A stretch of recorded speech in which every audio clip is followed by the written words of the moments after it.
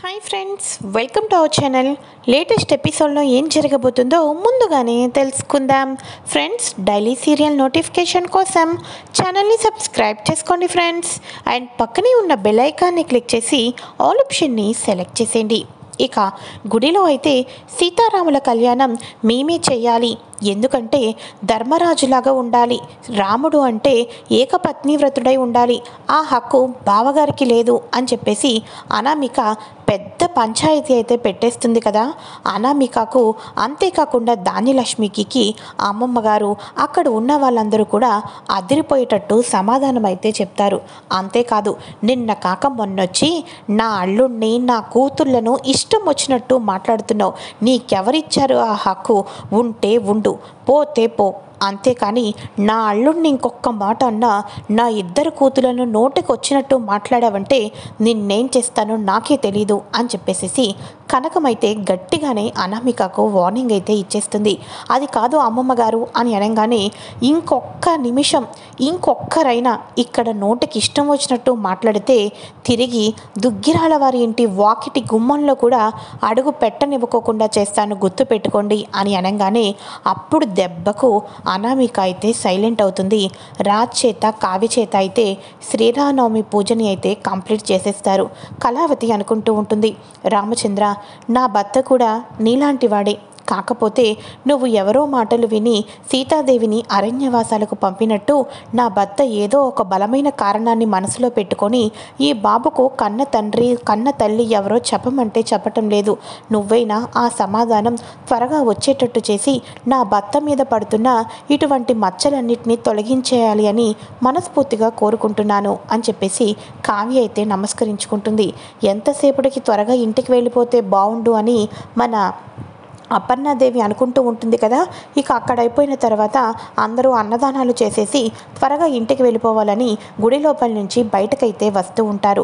మరోపక్క రాహుల్ వచ్చేసి మీడియా వాళ్ళకు ఎటువంటి క్వశ్చన్స్ వేయాలో అటువంటి క్వశ్చన్స్ అన్నిటికీ కూడా మీరు మాట్లాడండి, రాజ్ సమాధానం చెప్పలేడు, పరువంతా పోవాలి, రాజ్ నలుగురిలోనూ తలదించుకోవాలి అని రాహుల్ అయితే క్వశ్చన్ పేపర్ లీక్ చేసినట్టు మొత్తానికి క్వశ్చన్స్ అయితే ఏమేమి అడగాలో చెప్పడంతో సరే సార్, ఇంత అవకాశం ఇచ్చారు, ఎందుకు ఇటువంటి అవకాశాన్ని వదులుకుంటామని యాంకర్ అయితే రెడీగా గుడిలో నుంచి ఎప్పుడు బయటకు వస్తారా అని వెయిట్ చేస్తూ ఉంటుంది కదా. అయితే రాహుల్ యాంకర్తో ఇక మాట్లాడడం, ఫోన్లో మాట్లాడడం ఇక మొత్తానికి కూడా వినేస్తుంది మన అప్పు. అయితే ఇదేంటిది, రాహుల్ ఇలాంటి పని చేయాలి అనుకుంటున్నాడు, ఇదే విషయాన్ని ఇప్పుడు నేను కళ్యాణ్తో చెప్పాలి అని చెప్పేసి కళ్యాణ్కి చెప్పడానికి అయితే వెళ్తుంది. ఇక కళ్యాణ్ అప్పు మాట్లాడుకుంటూ ఉంటారు. ఈ లోపల రానే వచ్చేస్తారు రాజు వాళ్ళందరూ బయటకైతే. ఇలా బయటికి రాగానే సార్, ఇందాక ఈ క్యూట్గా ఉన్న బాబుకు అసలు బాబు ఎవరు అని అంటే మీరు ఎటువంటి సరైన సమాధానం చెప్పుకోకుండా సమయం అయిపోతుంది పూజకి అని అన్నారు. పూజ బాగానే కంప్లీట్ చేసుకున్నట్టున్నారు, ఇప్పుడు సమాధానం చెప్పండి. లోపల పూజలో కూర్చున్నప్పుడు కూడా మీ కుటుంబంలో వాళ్ళకి ఒకరికి ఒకరికి భిన్నాభిప్రాయాలు ఉన్నాయి అని చెప్పేసి తెలిసింది. మిమ్మల్ని పీటల మీద కూర్చోపెట్టే హక్కు అనేది మీకు లేదు అని చెప్పేసి మీ ఇంట్లో వాళ్ళే పోరాటం చేసినట్టుగాను మాకు తెలిసింది. ఇంతకీ మీరు ఎత్తుకుంటున్న ఈ బాబు మీ కన్న కొడుకు కాదు అని చెప్పేసి మాకు కొన్ని విశ్వసనీయ వర్గాల నుంచి ఇన్ఫర్మేషన్ కూడా వస్తుంది. వీటన్నిటికీ ఆన్సర్ చెప్పాలా సార్? అసలు మీ ఇంట్లో వాళ్ళే పీటల మీద కూర్చోవద్దు అన్నారంటే మీరు మరో అక్రమ సంబంధం పెట్టుకొని ఈ బాబును కన్నట్టే కదా. మీ కుటుంబం దుగ్గిరాల వారి కుటుంబం, అంటే స్వాతంత్ర సమరయోధుల కుటుంబం. అటువంటి కుటుంబంలో పుట్టి మీకు ఒక పెద్ద స్వరాజ్ గ్రూప్ ఆఫ్ కంపెనీని అప్పచెప్పినందుకు మీ కుటుంబానికి ఇచ్చిన పేరు ఇదా? మీరు ఇలా చేస్తారా? అంటే డబ్బుంటే ఏదైనా చెల్లిపోతుందని చేస్తున్నారా? మౌనం ఏంటి సార్? మౌనం అంగీకారానికి అర్థం అని అంటారు. అంటే ఇదంతా కూడా మీ అంగీకారం అనేనా మేము అర్థం చేసుకోవాల్సింది? నోరు ఇప్పి సమాధానం చెప్పండి సార్ అని చెప్పేసి క్వశ్చన్స్ మీద క్వశ్చన్స్ అడుగుతూ ఉండటంతో రాజ్, కావ్య అక్కడ ఉన్న వాళ్ళందరూ కూడా రాజుని ఇష్టం వచ్చినట్టు మాట్లాడుతూ ఉంటుంటే ఆశ్చర్యపోతూ ఉంటారు. ఇక కళావతి, ఆపండి, ఎందుకని నోటికి ఇష్టం వచ్చినట్టు మాట్లాడుతున్నారు? నా భర్త అక్రమ సంబంధం పెట్టుకున్నారు అని చెప్పేసి మీరు చూసారా? లేకపోతే ఆ అమ్మాయి ఏమైనా ఏడ్చుకుంటూ మీ టీవీ వాళ్ళ దగ్గరికి వచ్చి నాకు న్యాయం చేయండి అని న్యాయ పోరాటం ఏమైనా చేసిందా? తెలిసి తెలియని వాగుడు వాగితారంటే మీ మీదే కంప్లైంట్ ఇవ్వాల్సి వస్తుంది, జాగ్రత్త అని చెప్పేసి కావ్య త్వరగా వెళ్దాం పదండి అని అనగానే అదిగదిగోండి మీ తలదించుకున్న ముఖాలే మీ కుటుంబం ఎంత తప్పులు చేసిందో అర్థమవుతుంది. ఇదండి దుగ్గిరాల వారి కుటుంబం తప్పులు చేస్తుంది. స్వాతంత్ర సమరయోధుల్లో ఆ కుటుంబం ఎంతో స్వాతంత్రానికి ఒకప్పుడు ఉపయోగపడిన కుటుంబం ఈరోజు అక్రమ సంబంధాలు పెట్టుకుంటూ బిడ్డల్ని కనే స్టేజ్కు వచ్చి బిడ్డకు తల్లిదండ్రులు ఎవరు అన్న చెప్పకపోగా వారి కుటుంబం ఇప్పటిదాకా ఉమ్మడి కుటుంబం అనే ఒక బిరుదుతో ఉంటే వాళ్ళకే పడక్కోకుండా అది ఒక పెద్ద చీమల తొట్టిలాగా కనిపిస్తూ ఉంది అని చెప్పేసి అంటూ ఉంటే, స్టాప్ ఇట్, ఇంకొక మాట మాట్లాడితే నాకు నా కుటుంబాన్ని ఏమైనా అన్నారంటే ఏం చేస్తానో మీకే తెలీదు అని చెప్పేసి అప్పుతో మాట్లాడుతూ అక్కడికైతే కళ్యాణ్ వచ్చి గట్టిగా అరుస్తూ ఉండటంతో ఒక్కసారిగా అందరూ షాక్ అయిపోతారు. సార్, మేము ఇలా మాట్లాడడానికి కారణం ఉంది సార్. ఎందుకంటే రాజుగారు సమాధానం చెప్పటం లేదు, బిడ్డ ఎవరు అని. అందుకనే మేము ఇలా మాట్లాడుతున్నాం. మాకు ఇలానే సమాధానం అందింది కాబట్టి మేము న్యూసెస్ని ఇలానే రాస్తాం అని అనగానే, మీరు రాస్తున్నది న్యూస్ కాదు, న్యూసెన్స్. ఏంటి, మా అన్నయ్య బాబుకు తండ్రి తల్లి ఎవరో చెప్పటం లేదా? మా అన్నయ్య అక్రమ సంబంధం పెట్టుకున్నారని మాట్లాడుతారా? అసలు మా అన్నయ్య ఎందుకు మీకు సమాధానం చెప్పాలి? ఎందుకంటే ఆ బాబుకు మా అన్నయ్య కన్న తండ్రి కాదు అని చెప్పేసి అనగానే ఒక్కసారిగా ఈడేంటి ఏం మాట్లాడబోతున్నాడు అని చెప్పేసి రాజ్ అలానే చూస్తూ ఉంటాడు. ఇక వెంటనే ధాన్యలక్ష్మి ఒరే కళ్యాణ్ అని అంటూ ఉంటుంది. ఆపండి, ఏంటి మీకు ఇప్పుడు బాబు కన్న తల్లిదండ్రులు ఎవరో కావాలి కదా, వాటి గురించి పూర్తి ఇన్ఫర్మేషన్ నాకు మాత్రమే తెలుస్తుంది. ఒక విధంగా చెప్పాలి అంటే బాబుకు కన్న తండ్రి స్థానంలో ఉండవలసిందే నేను అని కళ్యాణ్ బాంబు పేల్చడంతో అనామిక అయితే అలానే ఆశ్చర్యపోతూ చూస్తూ ఉంటుంది. ఇదేంటి సార్ మరో ట్విస్టు, బాబుకు కన్న తండ్రి మీరా అని చెప్పేసి, అలా అయితే మీకు ఈ మధ్యనే కదా పెళ్ళయింది, ఈ లోపల 8 నెలల బాబు ఎప్పుడు వచ్చేసాడు మీకు అని అనగానే, మీ మీడియా వాళ్లకు పచ్చకామెర్లోడికి ఊరంతా పచ్చగానే కనిపించినట్టుగా అలానే కనిపిస్తుంది. బాబును నాన్న అని పిలిపించుకోవాలన్నా, బాబును కన్న తండ్రి హోదాలో ఉండి వాడి మంచి చెడ్డలు చూసుకోవాలి అంటే బాబును కనాల్సిన అవసరమే లేదు. అర్థమైందా? తల్లి తండ్రులు లేని వాళ్ళు, ఇక మాతృత్వానికి దూరమైన వాళ్ళు ఈ ప్రపంచంలో చాలామందే ఉన్నారు. మీరు ఆ రకంగా కూడా అనుకోవచ్చు కదా. కానీ ఎనీవే, నా అన్నయ్య మీద కానీ నా కుటుంబం మీద కానీ నిందలు పడ్డం నాకు ఇష్టం లేదు. కాబట్టి చెప్తున్నాను వినండి, ఇటువంటి కూతలు రాతలు ఇంకొకసారి రాస్తే ఊరుకోను. ఇప్పుడు మీరు రాయవలసింది ఏంటో తెలుసా?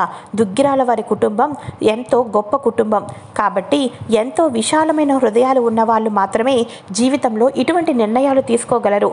పెళ్ళి అయిన తర్వాత వారి జీవితాన్ని చూసుకోకుండా పసికందు జీవితాన్ని వారితో ముడిపట్టుకున్న పెద్ద ఎంతో హృదయం ఉన్న వాళ్ళది అని ఇష్టం వచ్చినట్టు ఇప్పుడు రాయండి అని అనగానే, సార్ మీరేం చెప్తున్నారో మాకు అర్థం కావటం లేదు అని చెప్పేసి న్యూస్ రీడర్స్ అయితే అంటూ ఉంటారు. ఇక అప్పుడు కళ్యాణ్ అంటూ ఉంటాడు, చూడండి, బాబు కన్న తల్లిదండ్రుల గురించి ఇప్పుడు చెప్తున్నాను వినండి. యాక్చువల్గా బాబు కన్న తల్లిదండ్రులు ఇంట్లో వాళ్ళందరినీ కూడా దూరం నుంచి వదులుకొని హైదరాబాద్కు వచ్చి లవ్ మ్యారేజ్ అయితే చేసుకున్నారు. వాళ్ళు ఎంతో సంతోషంగా ఉన్నారు. కానీ వాళ్ళ కొద్ది రోజుల్లో బిడ్డ కూడా పుట్టారు. బిడ్డ పుట్టిన తర్వాతైనా తల్లిదండ్రుల కుటుంబాలు కలుస్తాయేమో అనుకున్నారు. కానీ పాపం ఏం చేస్తాం, ఈ పసికందును చూసిన తర్వాత కూడా వారి మనసులు ఎప్పటికీ కలవలేదు. వాళ్ళ పెద్దవాళ్ళు ఎప్పుడూ కూడా వీళ్ళని ఆశీర్వదించడానికి రాలేదు. వీళ్ళు ఆనందంగా ఉన్నారు.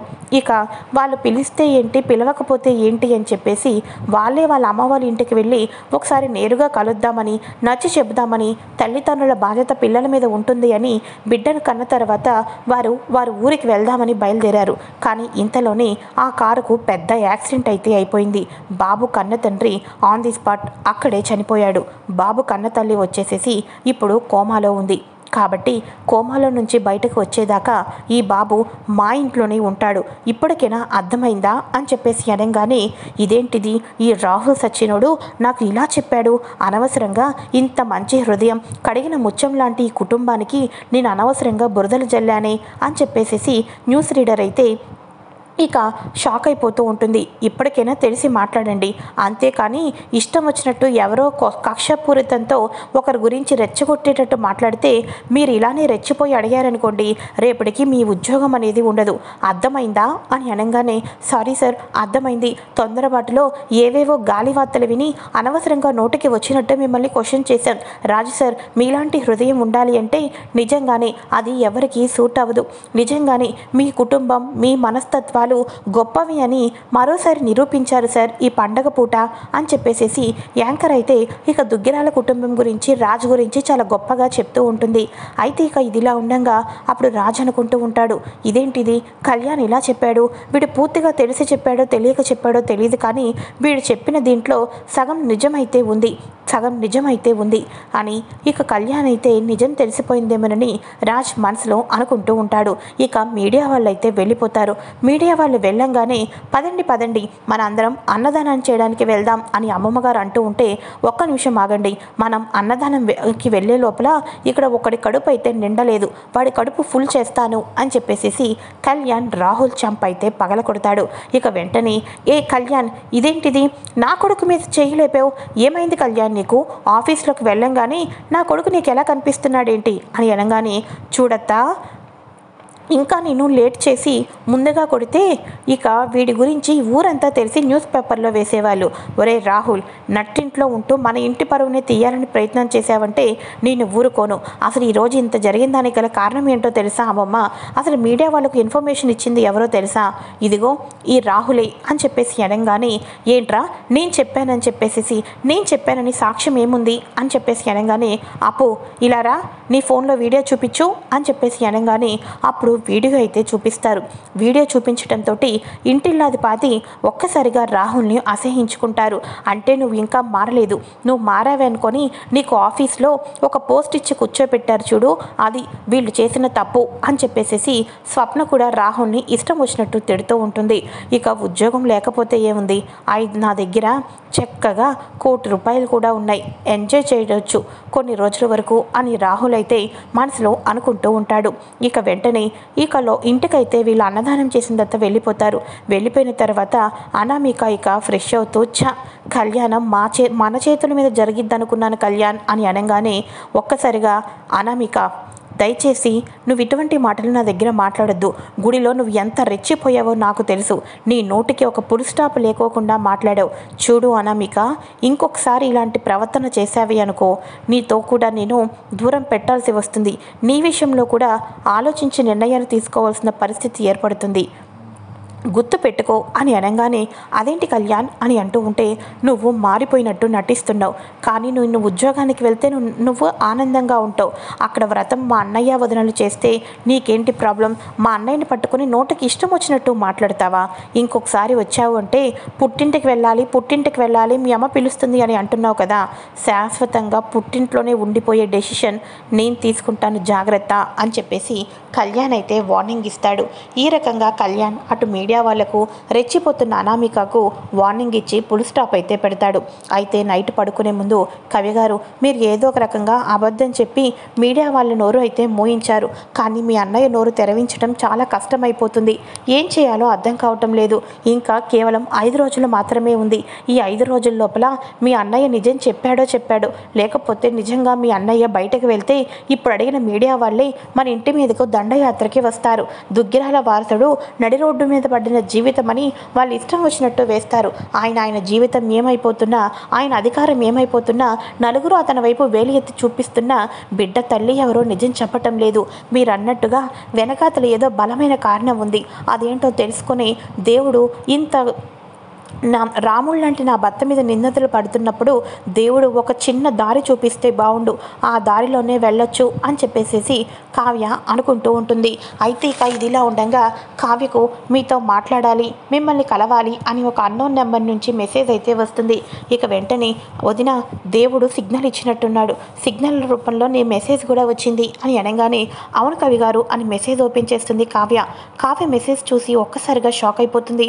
కవి గారు ఒకసారి మెసేజ్ చూడండి, ఎవరై ఉంటారు, బిడ్డకు సంబంధించిన వాళ్ళై ఉంటారా, బిడ్డ వాళ్ళ అమ్మాయి ఉంటుందా అని అనగానే, వదిన ఒక్కొక్కసారి ఇటువంటి నెంబర్స్ మనకు ఇక ఫేక్ నెంబర్స్ కూడా వస్తాయి, ముందు నాకు ఆ నెంబర్ని నాకు ఇవ్వండి, నేను తర్వాత కనుక్కొని అప్పుడు మీకు చెప్తాను అని చెప్పేసి కళ్యాణ్ అయితే అంటూ ఉంటాడు.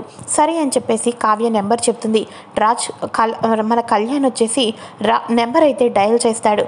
హలో అని మాట్లాడిన తర్వాత కళ్యాణ్ ఒక్కసారిగా స్టన్ అయిపోతాడు. మరి కళ్యాణ్తో మాట్లాడిన వాళ్ళు ఎవరు, బాబుకి ఆ ఫోన్ చేసిన వాళ్ళకు ఎటువంటి సంబంధం ఏమైనా ఉందా, రాజ్ ఏ తప్పు చేయలేదు అని నిరూపించడానికి ఈ ఫోన్ కాల్ ఏమైనా కళావతికి ఉపయోగపడనుందా? ఇదంతా తెలుసుకోవాలి అనుకుంటే ఫ్రెండ్స్ తప్పకుండా ఛానల్ని సబ్స్క్రైబ్ చేసుకొని పక్కనే ఉన్న బెల్ ఐకాన్ని క్లిక్ చేసి ఆల్ ఆప్షన్ని సెలెక్ట్ చేసేయండి. Thanks for watching.